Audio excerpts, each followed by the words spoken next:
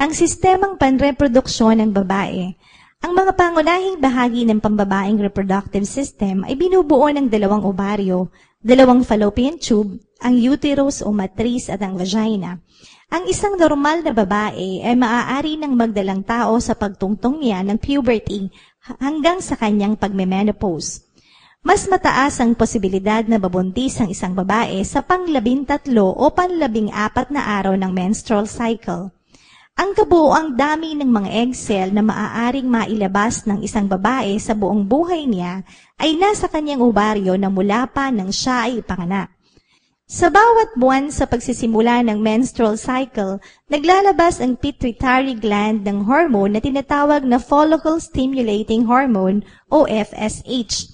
Sa pamamagitan ng hormone na ito, nahihinog ang egg cell sa ovaryo.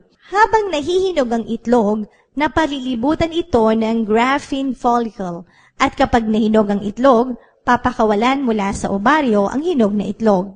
Dahil hindi naman magkakabit ang fallopian tube at ang ovaryo, ang mga maladaliring fimbriae ng fallopian tube ay kailangang kunin ng itlog papunta sa fallopian tube.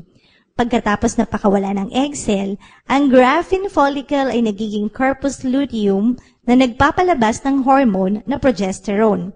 Ito ang bumabalot sa matris bilang paghahanda sa pagbubuntis kung sakaling ma-fertilize ang itlog. Kapag hindi na-fertilize ang itlog, ang corpus luteum ay namamatay at ang pagdaloy ng progesterone ay humihinto at ang menstrual cycle o pagreregla ay nagaganap.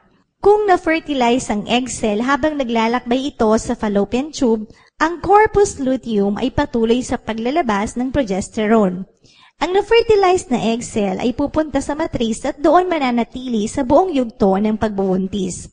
Ang placenta o inunan ay nabubuo at doon kumukuha ng progesterone ng fertilized egg cell upang suportahan ang pagbubuntis. Sa buong panahon ng pagbubuntis, ang mga sustansya at mga dumi ay dumadaloy sa placenta at sa umbilical cord. Sa panahon ng panganganak, naglalabas ang pituitary gland ng hormone na oxytocin. Ito ang siyang nagpapahilab ng sinapupunan sa panganganak.